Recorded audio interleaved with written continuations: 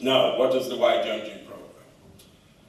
Way back in 2003, out there, sitting and wondering why young people didn't engage, first and foremost, with contemporary art. Then, things have changed a bit now. I decided to write something, or a synopsis, that will begin to explain the mysterious forms and words that contemporary arts were having then, the mysterious bed that came up, and the shark in chemicals and all that sort of a thing, that when I used to go out to school and ask people, why is this art? And it was all, no. Would you ever walk in museums? Never.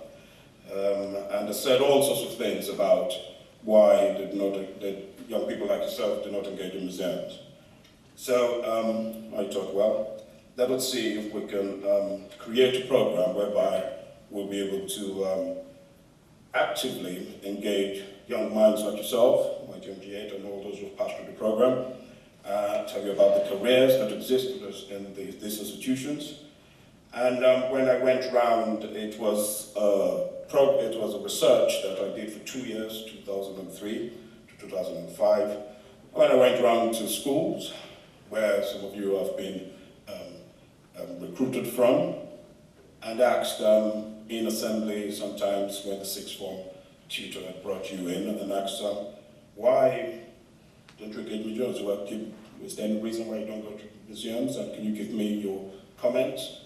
Comments range from museums are for old men with great big beards, and people who do not have a life, and people who are so clever they're stupid, and it went on. And people who don't really have a career, and people who are just too intelligent, they don't know anything else or can't do anything else. And of course, they were absolutely right. We do have people like this in museums, but they are not the only ones. There are many other people, and those people, they're really lovely people, even though they look as though they could be part of the exhibits and things like that. So we had to break this lethal cocktail of perceptions about museums, about contemporary art, and about all that, and that was the beginning of the writing of the YGMG program.